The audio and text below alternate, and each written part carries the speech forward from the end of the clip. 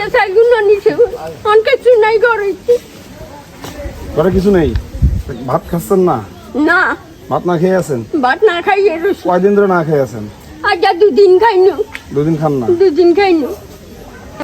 খুশি এবার? খুশি খুশি হয়েছি। আল্লাহ তোমরা খুশি করো, আল্লাহ খুশি করো।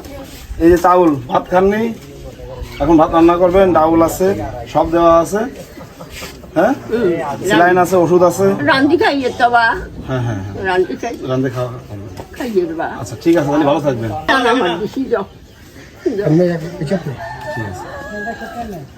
আমাদের কষ্ট সার্থক, আমরা অনেক দূর থেকে আসছি।